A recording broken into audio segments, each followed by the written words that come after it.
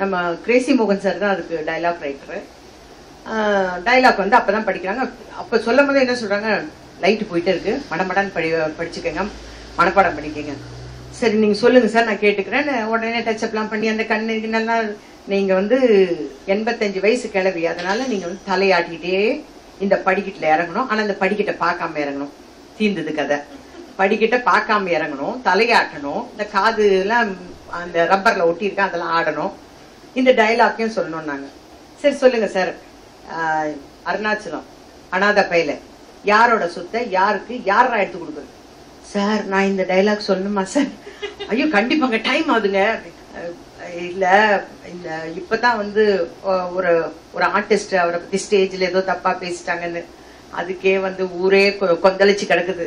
நான் போய் அருணாச்சலம் அனாதை பையிலன்னு சொன்னா என்னைய விடுவாங்களா சார்? நான் மைசூர்லயே இருந்துடுறதா மெட்ராஸ்க்கு வர்றதா சார்? டைம் ஆகுது வடிவக்கரசி, சீக்கிரம் வாங்க.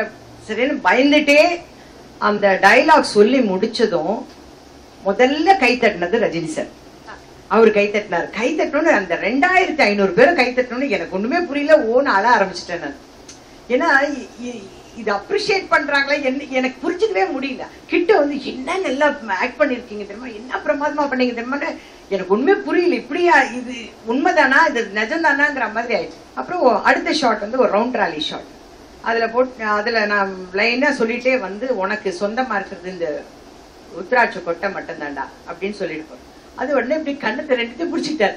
பிடிச்ச, ஐயோ ரொம்ப சூப்பரா பண்றீங்க, ரொம்ப சூப்பரா பண்றீங்க. அவர் சொன்னதுக்கு அப்புறம் தான் மத்தவங்களே வந்து அப்ரிஷியேட் பண்ண ஆரம்பிச்சாங்க.